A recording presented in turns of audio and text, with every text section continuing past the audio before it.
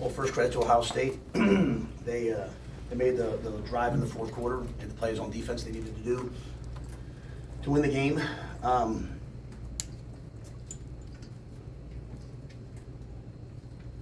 just have to be very careful with what I say because people take things I say and sometimes hear something else because my wife tells me I don't communicate the best sometimes, so I have to make sure I say this the right way.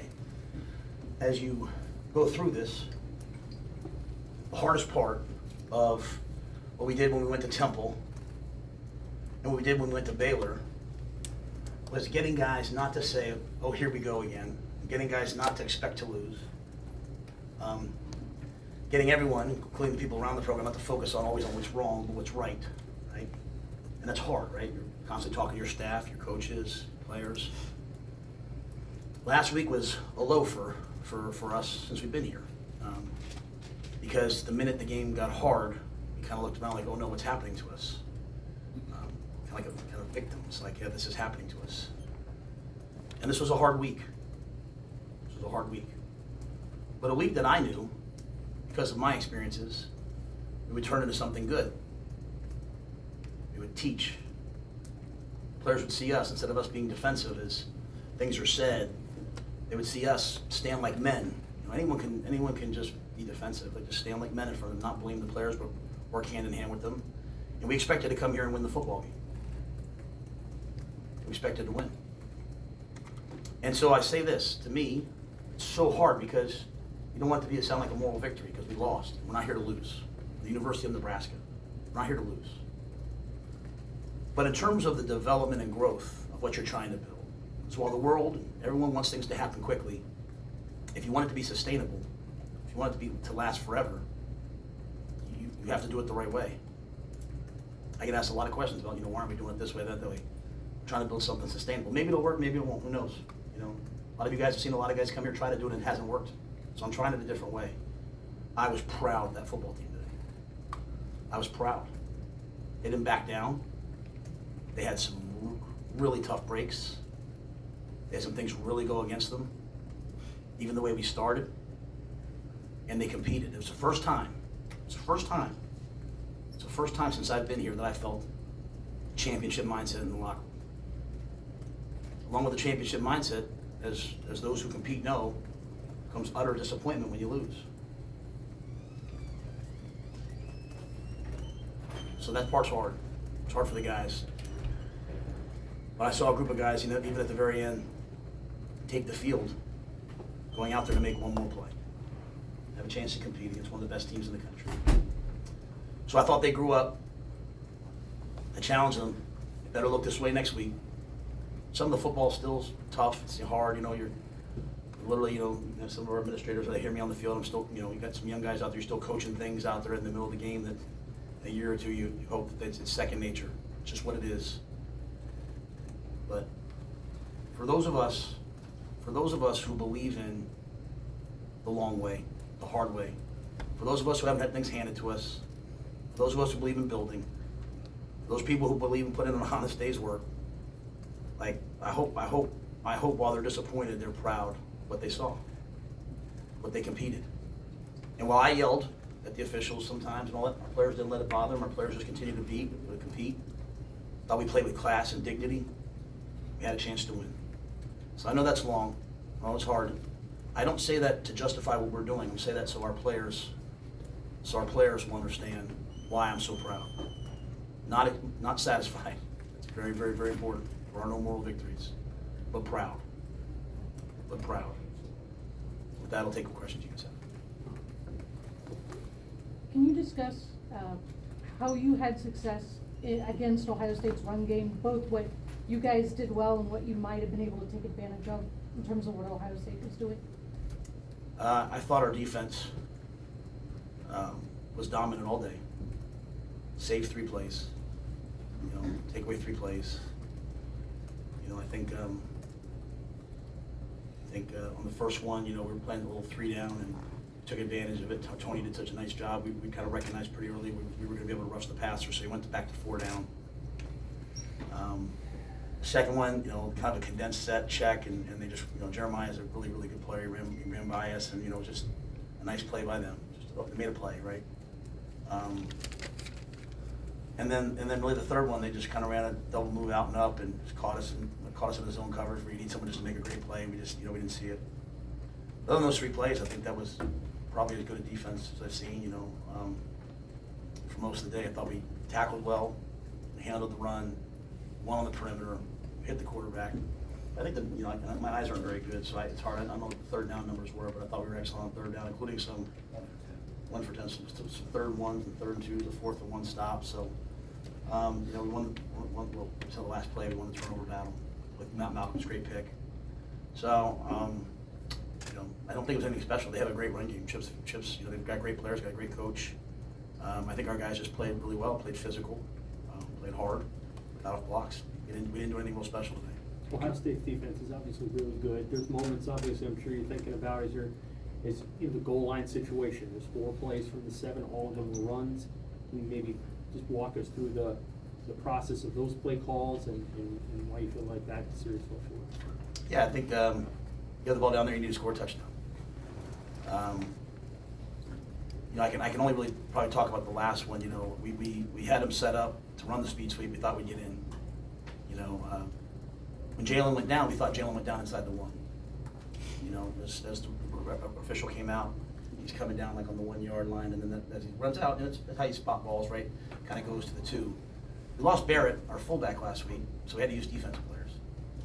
So we send them out, thinking the ball's in the 1. As the ball gets respotted back to the 2, you probably saw me pretty animated about it. Now you're calling that play from the 1.5, 2-yard line. I think the same play happened right before the half, right? Like we thought we had a first down, so then we had to, burn it. So, and I'm not complaining about the officiating. I'm just telling you the impact. And when you're on the road in this environment, with the noise and all the things that are happening, credit to the Ohio State fans. What a great environment. The red coats, the minute you get here, they're nice and friendly to you, and the game starts, and they're here to make that hard. A ball you think spotted somewhere that gets moved back really affects play calls that you have. I do think, you can't, it's hard in life, they have to find, at the end, when you look at the results, if they don't work, but you're also saying to yourself, the best things we did today were also Dante on some big runs, and so, if you want to run the ball, you have to sometimes be willing to have a 2-yard gain, a 3-yard gain, which sets up now a ball outside, which we thought maybe Jay would score on, and if not, we said we'll get the ball down inside the 1 and we'll pound it. If it's 4th and 3, then we'll throw the ball in. Just the spot got us, and again, I didn't want to use a timeout there. In the second half, maybe I should have, but I knew they didn't come down the end. We need the timeouts, and the other thought process being, if we run the ball, if we pound it in there, we run the ball at the 1, score. If we don't get it, we'll get the ball right back, which we did, and that's kind of the thought process now. And Matt, can you detail that that championship mindset that you saw and just when and how that came through to you in the locker room? Was it through the week and when did you see it? I think I've been pretty consistent in saying, to you guys, I think the guys do a great job during the week. It's getting to these moments and saying, here we go again. I'm just, again, I don't want anyone to take anything I say the wrong way, because everything I say is with peace and love. But when they haven't won, and then the commentary around them is always pretty like, hey, this isn't good enough. They're in a culture where all they hear is like, this isn't good enough. And so how do you get them through that? Push them through that. Push them through that. Just what it is. Push them through that. And so we always work hard. I've never had a time where I thought the guys didn't work hard. But I thought they went out there, the game couldn't have started any worse. It's like, holy smokes. And the defense took the field, like last year, and said, let's go get a stop. They got to stop. But I thought it was before the game, I thought it was at halftime. Really at halftime, I told them. Because last week I said some different things to them at halftime. And this week at halftime, I said, this is what it's supposed to look like. If I start worrying about the results only, and you had a coach, you had Coach Osborne, who all he talked about was the process and not the results. Everybody knows what it's supposed to look like. Coach Osborne taught us. He showed us. Worry about the process. And so, to me, the way it felt at halftime was the process. Like, they were excited to get back out there and play. They were not like, oh man, I can't believe I can't believe they called OP offensive pass interference on that play. They weren't worried about that, which a lot of times our guys are worried about. You always got me saying, just play. What's next? Just play. What's next? And so I felt like a lot of the things we talk about took hold today. And that to me is something I feel relieved. I feel despondent that we lost the game. I thought we were going to win the game. I feel beat up for the guys. But you know, I know when I say these things, a lot of people are probably going to take them the wrong way. I also know, like, across the country, I tell Troy, like, I got college coaches who text me sometimes, like, hey, Matt, I listen to your press conferences every week, because I'm really, honestly, doing my best for people who want to hear it, not pick it apart, but want to hear it, trying to give everyone a step-by-step picture of what we're trying to do. It's easy to pick apart. But, like, I'm just trying to, like, lay it out there for people who love coaching and love kids. You know how hard it is to, like, come up here every week and talk about what went wrong without ever making a kid look bad. Like, I listen to coaches all the time talk about we got to execute. That means your players aren't very good. When coaches say we just got to execute better, they're throwing it on the kids. And just, you know, we stand up here and we try so hard to give everyone a true picture, because one thing I love about Nebraska fans is they love football. They want to know the hows, the whats, the whys. And I listen to the people I trust. Like, I called Coach Osborne on Sunday. I said, Coach, you got 5 minutes for me? What do you think? Coach Osborne and Coach Solis came to practice on Tuesday. Coach, you know. And the old things are the real things, are the good things. So I'm only saying this now because I want our players, if they just listen to this press conference, to know how truly, truly, truly excited I was to be in that locker room with them. I didn't have to be a cheerleader today. I didn't have to be like, come on, you can do this. Like, they were like, get out of the way. And we've had moments like that. That was 60 minutes of that today. You know, Dylan went into the tent before the last drive. I'm like, hey, Heine, you know, get ready to go. And Dylan comes back, guys, let's go. And, you know, Dylan didn't want to just be in the game. He wanted to go win the game, right? And it got really, really, really loud. You know, so we had the false start, then we missed the play. You know? But so the football will get better. The football will continue to get better. But make no mistake, the hardest thing is building a culture of championship caliber expectations without winning. There's a lot of guys that have taken a lot of jobs that are already winning and they keep it going. I should probably try that sometime. But this to me is why the Lord put me on this earth. Like, to work with young people and to have them raise their expectations. And it's why these guys are here. That's Dylan, Ja'Cory, they could have gone somewhere where they were already winning. They came here to build it. So I'm proud of them. And I say all this because I hope fans are disappointed, but I hope they're proud of them. Now, if we don't do it again next week, Mitch, to your point, if we go out there next week and we're front runners again, then it was all for naught. This is a step, and it has to be where we are now, that we play this way every week. Yeah, football has to be better, but how much did it mean to see John make those kicks, and how it lifted the team, maybe even going to the locker room when he hits that 54-yarder? Well, I'm so fired up for him. And again, on the same vein, on the same point, because even last week, I think Mitch asked me, like, hey, did you not kick it because of, and I said, hey, I think he's going to make these kicks. And that was a great question. I'm not saying that, Mitch, to you, please. That's the right question, right? But if you go back to my answers, I was like, hey, I think he's going to be a great kicker someday. I mean, I've said that on record. Like, I think he's going to be a great kicker someday. It's just, things take time. But now you have him for what? How many years do you have him for? You have him for 4 years? If you have that kid who makes those kicks in those moments, like, if you want to know why I feel fulfilled, not satisfied, but fulfilled, it's because if you go back to my press conference a couple weeks ago, I told him, I said, yea, though I walk through the valley of shadow of death, I will fear no evil, man. Like, you're walking through the valley of the shadow of death, but in this program, you don't have to walk there alone, right? You walk there arm in arm with the guys. Like, every day he kicks field goals. You know who's standing right next to him, cheering him on? Ja'Cory. Ja'Cory, screaming. That's our starting freshman wideout, screaming. And he made those kicks. I mean, I was like, man, I said to Marv before the game, like, hey, if it's a long kick, should I put him out there, his confidence? Brett was like, don't worry about his confidence. Put him out there. So I think some of our guys are really getting better. Matt, I'll answer them all day. I spent a lot of time philosophizing. They have some football questions. Well, I was going to ask, how satisfied were you with your physicality today? Because it looked like you owned the line of scrimmage. Yeah, you go back last week. I don't. It's gonna sound weird. I don't know that like the guys weren't willing to be physical. We were just really out of whack. Like, we were expecting one type of game, and it was another type of game. And we didn't tackle well. Today, I think the guys squeezed blocks and ran the ball together. And sometimes you give up. You're playing really good run defense like that, and all of a sudden you give up a big play, and all of a sudden guys start to panic a little bit. But they didn't. We played a lot of guys. We didn't have Tommy today. Sierra played. Malcolm moved to corner for us. Malcolm played corner. Keys played safety, Deshaun played safety, Jeremiah finished the game at corner when Malcolm went down. So, yeah, I mean, we want to be a physical team. We want to be the most physical team on the field today. We want to win the turnover battle. We want to have a culture of execution, do our job. How would you, But- I'm sorry. But more importantly, we want to be the more physical team.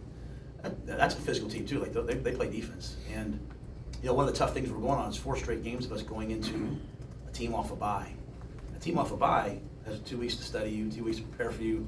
So we came out early on, corners over man, and they run to cover 2, and so we lose a play there. And Dylan did a great job. The little things Dylan does, no one will see, but did a good job of getting us in the right plays after a run. So. How would you sum up the last offensive series? As you mentioned, Dylan, you didn't know if you were going to have him maybe, and it was chaotic because there was a break in the action while they were figuring out penalty and all that stuff. I was breaking the action too, because they told us to come in the middle of the field because they were throwing balls. Yeah. Right? Let's talk about, that was there's water bottles. Trust me, I'm all for all. I'm from Philly. I'm all for all that. It doesn't bother me. Just got the guys in the middle, so let's go. But we had the penalty, right? And there's 3:45 left, and so we always expect something good to happen. So really, in those situations, you're trying to call a last shot. You're trying to get the ball in 2-minute warning, so that they don't have an opportunity to go back and answer. Like, you're either going to win that, you're going to win that on a game-winning buzzer beater at the end of the game, go down there and throw a touchdown and give them 17 seconds left, or not. So that happened. We ran the screenplay. We just missed the block on the man-to-man defender. We have them. Just missed the block on the man-to-man defender. Come back, they're being pretty exotic there. I didn't see, the last plays, pushing the ball down the field. I didn't see exactly what happened on that last play, but these are great reps for Dylan. I know he wanted to win. These are great reps for Gunner. These are great reps for Ja'Cory. A lot of those guys, thought Isaiah Nayor today showed up and played probably one of his best games. Yeah, I have to see exactly. They've got quite a pass rush. They've got great players on defense, and I thought we hung in there though. On those plays, they got us some 0 the one time in the red zone. That was really difficult because we had kicked a field goal there, and then we had to change the game. We called a ball and tried to get the ball in his hands, and they just brought more than we could block, and didn't get it off. So we had some other opportunities. We just have to keep working on. What is your analysis of the screen game? Of the screen game. Mhm. I thought today we thought because they're pass rush we really have to screen them because they've typically historically been a 4-man rush team with Larry Johnson. They brought a lot more pressures today, and so sometimes the dropping ends. I think we had one early that we liked, but other than that, I think early in the game we said, hey, let's get out of the screen game. It's just more of a zone blitz pressure game. And then, the one at the end, it's first 15 or whatever it was, and we went to a man beater and just didn't make the block, So it wasn't good enough probably today. That part of the football was definitely not good enough to screen game. You talked about the championship attitude in the locker room. You're the first team to score in Ohio State in the third quarter, and in fact, you've outscored them 3-0. Was that attitude? Was there some key adjustments that you made? What was your success there? I thought we found some runs in the third quarter. We ran a couple wham trap plays. We whammed the 3 technique, and Dante close to splitting one. He looked like he was about to go for 80, and the guy came and tackled him around the ankles. So I thought we got the run game going there, and we punted the ball down. Then we got the pick. So we played on their side of the 50. We look back at the game just from a football perspective. You have to make more of those opportunities, whether it's the goal line plays that Sam talked about, or not always kicking field goals, but scoring some more touchdowns. That was part of it. But again, they have a great defense. But our kids made some plays to hang in there and stay with it. Did you lose a timeout there at the end because of Ohio State injury, or how did that all unfold? Yeah. So it was 3rd and 11. So I wanted to call timeout because you want to get the ball back and save 40 seconds. Then the guy went down. So I just said, hey, do I get that timeout back? Because every crew's a little different. Sometimes they'll give you that timeout back. I wanted it back. I didn't get it back. And then we had that situation where targeting plus the catch, and then I was watching. I saw Coach Day, out there at the numbers, and they threw 15 on him. So then when they unthrew the 15, I was just confused, right? I'm trying to figure out where the ball's at. So a lot of these, it's just so loud out there. Sometimes if it looks like you're like this, I had him come over because you think the ball's gonna be at the 35-yard line, you're calling a different play than if the ball's at the 50 or the ball's at the -45. So, you know, if a flag's thrown, I can't hear. When they say like, hey, you know, then I can't hear what's being said. So I was just trying to figure out what happened. You know, unique circumstances, right? Like they said they had us come out. They said, hey, bring your team off the sideline. That wasn't me trying to motivate the guys. That was me like, hey guys, put your helmets on. Something might hit you. So, but again, at the end of the day, credit to Ohio State. They made plays. They made the play. They made the drive to go down there and win. And their defense made, you know, one more play than we did. And we'll be back. What was the Dylan doing? I don't know that.